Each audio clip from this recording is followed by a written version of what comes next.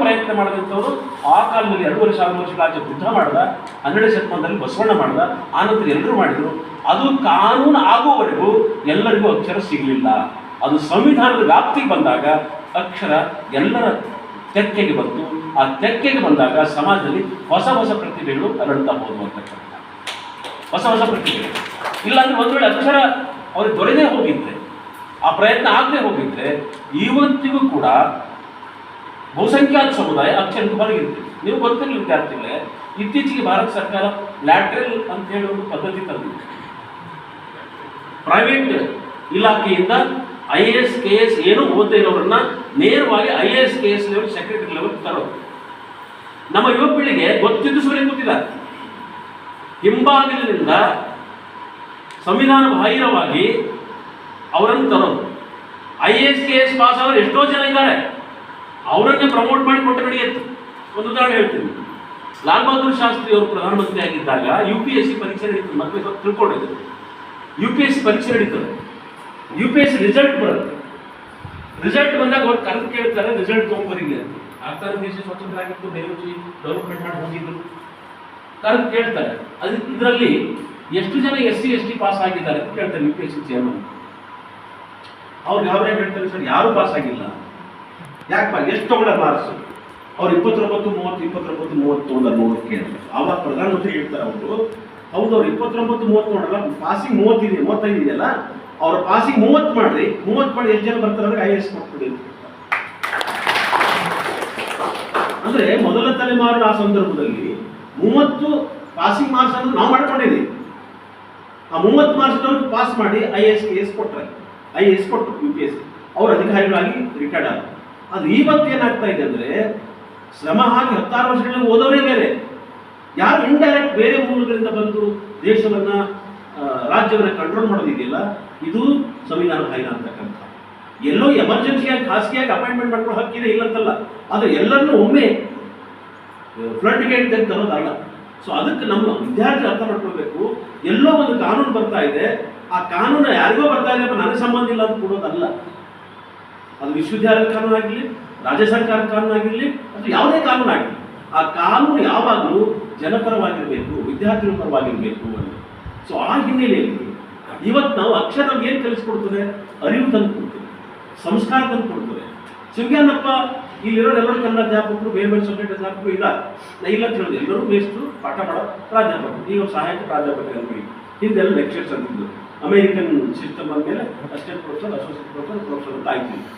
ಇರಲಿ, ನಮ್ಮವರೇ ಬಹಳ ಮುಖ್ಯವಾಗಿ ನಮಗೆ ಸೌಕರ್ಯದೆಲ್ಲ ಗೊತ್ತಿರ್ತಕ್ಕಂಥ ನಮ್ಮ ಗುರುಗಳೊಬ್ಬರು ಚನ್ನವಾಲಿಕ, ಇಲ್ಲಿ LD ಕಾಲೇಜ್ ಇದ್ದರು, ವಿಶ್ವವಿದ್ಯಾಲಯದ ಹೆಡ್ ಆಗಿ ದೊಡ್ಡ ಲೇಖ. ಅವ್ರ ಪ್ರೇರಣೆ ನಮಗೆ ಭಾಳ ಇದೆ. ಅಂತ ಚನ್ನವಾಲಿಕರವರು ನಿಮ್ಗೆ ಗೊತ್ತದೇ ಇಲ್ಲ, ಗೊತ್ತಿಲ್ಲ ಹೇಳ್ಬಿಡ್ತೇನೆ. ರಾಯಚೂರಿನ ಒಬ್ಬ ಮಂತ್ರಿ ಮನೆಗೆ ಮದುವೆ ಊಟಕ್ಕೆ ಹೋಗಿ ಚೆನ್ನಣ್ಣ ಕೆಂಪಂಗಿ ಈ ಥರದ ಪ್ಯಾಂಟ್ ಹಾಕ್ತೀವಿ, ಕೆಲವು ಸಾರಿ ಸಫಾರಿ ಹಾಕ್ತೀವಿ. ಆ ಮಂತ್ರಿ ಮನೆಗೆ ಊಟಕ್ಕೆ ಹೋದಾಗ ನೋಡಿ, ಅಕ್ಷರ ಏನು ಕಲಿಸ್ಬೇಕು ಅಂತ ಕೇಳ್ತಾರೆ. ಸಂಸ್ಕೃತಿ ಮತ್ತು ಸಂಸ್ಕಾರ ಕಲಿಸ್ಬೇಕು, ಮತ್ತು ಸಾಹಿತಿಯಾದವರಿಗೆ ಅಥವಾ ಒಳ್ಳೆ ಮನುಷ್ಯನಾದವರಿಗೆ ಹೆಂಗಿರಬೇಕು ಅಂತ ಹೇಳ್ತಾರೆ. ಹಸಿವು ಮತ್ತು ಬಡತನದ ಬಗ್ಗೆ ಕಾಳಜಿ ಇರಬೇಕು ಅಂತ. ಚನ್ನವಾಲಿಕ 4 ಜನ ಪ್ರಾಧ್ಯಾಪಕರ ಜೊತೆಗೆ ಅವರು ಊಟಕ್ಕೆ ಹೋಗಿದ್ರು. ಎಲ್ಲರೂ ಬಫೆ ಸಿಸ್ಟಮ್ನಲ್ಲಿ ಊಟ ಮಾಡಿದ್ರು. ಊಟ ಮಾಡಿದ್ದೇನೆ ಅವ್ರವ್ರ ಮನೆಗೆ ಹೋಗ್ಬೇಕು.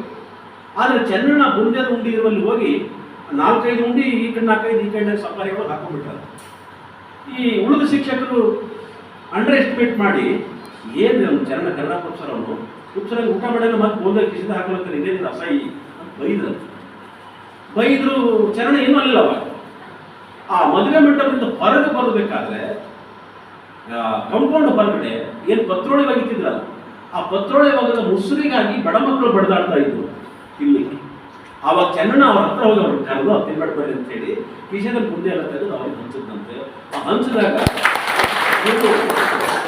ಇವ್ರಿಗೆ ಆಶ್ಚರ್ಯ ಆಗ್ತಿತ್ತು. ಬೈದವರೆಲ್ಲ ಬಾಯಿ ಮುಚ್ಚಿಕೊಂಡು ಕೊಟ್ಬಿಟ್ಟು, ಅಂದರೆ ತಾಯಿತನ ಅನ್ನೋದು ಅದು ನಾನು ಒಬ್ಬನೇ ತಿನ್ನೋದಲ್ಲ. ಹಸಿದವರು ಯಾರಿದಾರೋ ಅವ್ರಿಗೆ ಅನ್ನ ಕೊಡಬೇಕು. ಆ ತಾಯಿತನ ಕಲಿಸೋದೆ ಅಕ್ಷರ ಮತ್ತು ಪುಸ್ತಕ ಅನ್ನೋದನ್ನ ಭಾಳ ಮುಖ್ಯವಾಗಿ ಅರ್ಥ ಮಾಡ್ಕೊಂಡು. ಈ ಅಕ್ಷರ ಏನು, ಇಲ್ಲೋ ಪ್ಯಾಂಟ್ ಶರ್ಟ್ ಹಾಕೊಂಡು ತಾಯಿತನದಿಂದ ಹಾಳು ಮಾಡೋದಾಗಲಿ ಗುಲಾಮರನ್ನು ಮಾಡೋದಲ್ಲ, ಹೆತ್ತವರನ್ನ ಒಡ ಹುಟ್ಟಿದವರನ್ನ ಆಶ್ರಮದಲ್ಲಿ ಬಿಡೋದಲ್ಲ. ಈ ಅಕ್ಷರದಿಂದ ಅರಿವು ಬರಬೇಕು, ಅರಿವಿನಿಂದ ಸ್ವಾಭಿಮಾನ ಬರಬೇಕು, ತಲೆ ಎತ್ತಿ ಬದುಕುವಾಗ ಮಾಡಬೇಕು ಅಂತ ಹೇಳ್ತಾರೆ. ಭಾಳ ಜನ ಹೇಳ್ತಾರೆ ತಲೆ ಬಗ್ಗಿಸಿ ಓದು ಪುಸ್ತಕ ಓದಿದ್ರೆ ಬದುಕಿನಾದ್ರೂ ತಲೆ ಎತ್ತಿ ನಿಲ್ಲುವಂಗೆ ಮಾಡ್ತದೆ ಅಂತ ಹೇಳ್ತಾರೆ. ಹೌದಲ್ರಿ? ಸೊ ಹಾಗೆ ನಾನು ನಾವಿಬ್ಬರು ಗೆಳೆಯರು ಇತ್ತೀಚೆಗೆ ಇದಕ್ಕೆ ಹೋಗಿದ್ವಿ, ಚಿತ್ರದುರ್ಗಕ್ಕೆ. ವಿಷ್ಣುವರ್ಧನ್ ಸಿನಿಮಾ, ನಾಗರಾವ್ ಸಿನಿಮಾದ ಕಾಲೇಜ್ ಎಲ್ಲ ನೋಡಿ 2,500 ವಿದ್ಯಾರ್ಥಿಗಳು ದೊಡ್ಡದು ಟೆಂಟ್ ಹೊಡೆದು ಕೂಡಿಸಿದ್ರು. ಅಲ್ಲಿ ಏನು ಹೇಳಿದ್ರು ಕೆಲವರೆಲ್ಲ, ಸರ್ ಕಾರ್ಯಕ್ರಮ ಮುಗಿದ ಮೇಲೆ, ಸರ್ ಈ ಕಾಲೇಜಿನಲ್ಲಿ ಒಂದು ದಿವಸ ಗ್ಯಾದರಿಂಗ್ ಹೊಡೆದಾಡಿದ್ರೆ ಮುಗಿಯಾಗಿಲ್ಲ ಅಂದ್ರೆ ನಾಯಕ ಸಮುದಾಯ ಜಾಸ್ತಿ ಅಲ್ಲಿರೋದು, ಒಂದು ಫೈಟಿಂಗ್ ಗುಣ. ಆದ್ರೆ ನಾವು ಹೋದ ಸಾರಿ ಒಂದು ಸಣ್ಣ ಗದ್ದನೂ ಆಗಿರಲಿಲ್ಲ. ನನ್ನ ಭಾಷಣ ಮುಗಿದ ಮೇಲೆ ಬಂದು ಹೇಳಿದ್ರು, ಸರ್ ನೀವು ಒಬ್ಬರೇ ಈ ರೀತಿ ಆರಾಮಾಗಿ ಭಾಷಣ ಮಾಡಿದ್ದು, ಬೇರೆ ಯಾರು ಮಾಡಿರಲಿಲ್ಲ. ಅಲ್ಲಿ ನಾನು ಭಾಷಣ ಈ ಚಲನವಾಲಿಕರ ಘಟನೆ ಹೇಳಿದ ಮೇಲೆ ಒಬ್ಬ ಇಂಗ್ಲಿಷ್ ಪ್ರಾಧ್ಯಾಪಕ, ಸಹಾಯ ಪ್ರಾಧ್ಯಾಪಕ, ನಮ್ಮ ವಿಶ್ವವಿದ್ಯಾಲಯ ಹೋಗಿ ಅಲ್ಲಿ ಅಧ್ಯಾಪಕನಾಗಿಲ್ಲ. ಅವರು ನನ್ನ ವೇದಿಕೆ ಮೇಲೆ ಮಗ್ಗಲು ಬಂದು, ಸರ್ ನಾವು ಘಟನೆ ಹೇಳ್ಬೇಕು, ಮೇಲೆ ಮಾತಾಡ್ತಾ ಇದ್ದಾರೆ, ನನ್ನ ಭಾಷಣ ಮುಗಿದಿದೆ, ಮಗ್ಗಲು ಕೂತು ಹೇಳಿದ್ರು, ಕೇಳಿಸ್ಕೋಬೇಕು, ಬಂದು ಕೇಳಿಸ್ಬೇಕು ಏನು ಘಟನೆ ಅಂದ್ರೆ ಅವ್ರು ಬ್ರಾಹ್ಮಣರ ಜಾತಿಯಿಂದ. ಹೀಗೆ ಅವರು ಬ್ರಾಹ್ಮಣ ಅಗ್ರಹಾರದಲ್ಲಿ ಊಟ ಹಾಕ್ತಿದ್ರು, ವರ್ಷಕ್ಕೆ ಅಮಾವಾಸ್ಯೆ ಊಟ ಹಾಕ್ತಾರಲ್ಲ, ಹಂಗೆ ಊಟ ಹಾಕಿ ಊಟ ಬಡಿಸೋ ನೇತೃತ್ವ ಇವರು ಎಲ್ಲ ವ್ಯವಸ್ಥೆ ಮಾಡೋದು.